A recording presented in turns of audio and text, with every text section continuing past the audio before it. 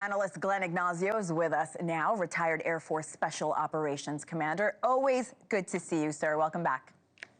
Great to see you. Thanks a lot. Of course. Here's what the Journal is reporting about those additional assets I just mentioned heading to the region. The 27th Special Operations Wing, the 160th Special Operations Aviation Regiment, they're all trained to support high-risk infiltration and extraction missions and provide close air and combat support.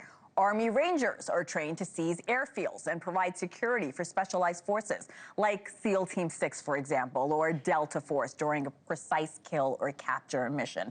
The question for you, Major, does that tell you anything about what the president may be planning? Yeah, it's an indicator. I mean, this is my former career field. So, yes, you're absolutely right. Infiltration, exfiltration of these special teams is a key part. We can also air refuel the 160th SOAR helicopters in flight. So that gives us a capability to go very deep. Now, a couple of days ago, I also saw that the combat rescue units also arrived.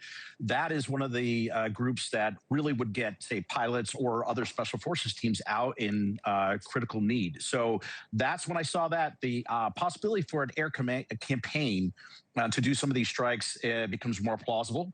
And at the same time, when you have these special teams, their job is to go in and disrupt and cause that kind of disruption, as we talked about in the past, to get maybe the civilian groups to overthrow Maduro. That's what these teams are going to do, or they're going to do individual covert operations. President Trump spoke on Monday about Maduro and what he calls a, quote, massive armada now in the region. Here's a little bit of what he said, Major. He can do whatever he wants. I mean, we have a massive armada formed, the biggest we've ever had, and by far the biggest we've ever had in South America. He can do whatever he wants. It's all right. Whatever he wants to do. If he wants to do something, if he plays tough, it'll be the last time he's ever able to play tough. What message is our president sending to Maduro? It's basically that he really doesn't have an option if he stays stagnant, doesn't do anything, or if he does do anything. So one of the discussions was that the Venezuelan Navy may escort some of these ships that are sanctioned ships that are being intercepted. Also some threats about neighboring countries if they were to support the United States operations, that means Venezuela could do something. But again, this is a massive force of the core Stadium carrier groups that are down there, the bombers, the fighters from the Air Force. It's a huge, huge, massive military force that is quite intimidating. And the threat, I saw your reporter ask him directly, what about your threats to Maduro about airstrikes? They haven't happened. Well, there's two things. One, he can particularly carry these strikes out any time. The second thing, it actually fatigues his military because they'll get, definitely ready for a strike, and then they're not. So it builds complacency, fatigue. So it depends on the tactics that he's playing, President Trump is playing. But Maduro's not really in a good spot regardless of what he does. I also want to ask you about land strikes. The president has said for months they could be happening very soon if things continue to escalate. At what point does the president need to bring Congress into this conversation, Major? Yeah, well, I think if it's going to be a sustained combat operation, which Trump doesn't want to do, or when boots get on the ground, but traditional units, and I hope that doesn't happen. If we have these special forces teams and special warfare teams go in and do, certain precise surgical things, I get it. That's the job.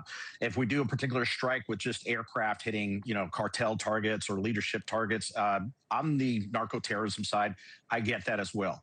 But I believe that if this gets further than 90 days, which I believe is a timeline that is required, or traditional military units hit the beach, that is absolutely a necessity. And honestly, I hope that doesn't occur. Special operations and warfare, I get it.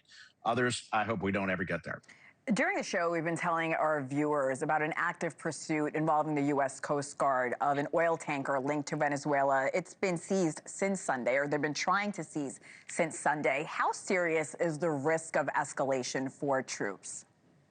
Well, I think that you're getting these particular ships. So a lot of these ships are ghost ships, so they're advertised, incorrect position to smuggle things, or false flags. They're flying different countries and not. So we talked about that. I think one of the things is, as we heard that the Venezuelan Navy would escort these ships in or out, that's where we start getting into the possibility of an accident or a misstep. And that could be on either side, and that could kick off a conflict. If there's an accidental shot, just saying, from the U.S. to Venezuela, Venezuela is going to kick off. And vice versa, if Venezuela accidentally does something against U.S. forces. So that's the hard part, is we get closer and closer to, a hair trigger on this that could be just a simple mistake that can kick off this type of conflict. I think that's where we really get nervous before anybody, or say President Trump, pulls the actual trigger to go do something. That's the delicate part we deal with.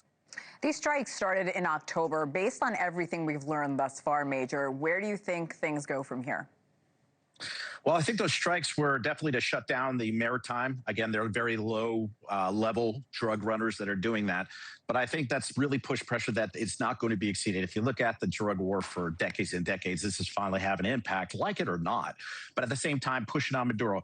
We've identified that, or at least the United States has identified Maduro as not a legitimate president. And the ability to get him out is one of the things I think should be on the people, not on us. We don't have a good history of that like Iraq.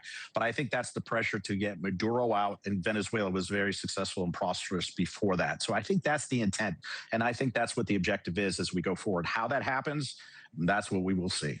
Or a timeline? Do you think it could be January, or do you think that's too soon? Well, I think that it's not going to happen on the holidays. I think that's just a respectful thing. Military operations could be midnight tomorrow. Who knows, right? But I think that's going to after the year. When he says, Maduro could do anything, I think he's really letting him get frustrated. He can't operate this way. As you mentioned, the economic impact, 80% of Venezuela's oil goes to China. That's right. China only uses 4%, but that's one of the things that he's shutting down. So the impact economically to Venezuela, it'll hurt people more than anything else. But it is going to eventually hit Maduro, and maybe people will uprise and overthrow. Again, it's a tactic, so that could be the end game. We don't know. We always appreciate your expertise. Merry Christmas, Glenn Ignazio. Thank you again, Major. You bet. Merry Christmas to all of you. Thanks. Thank you.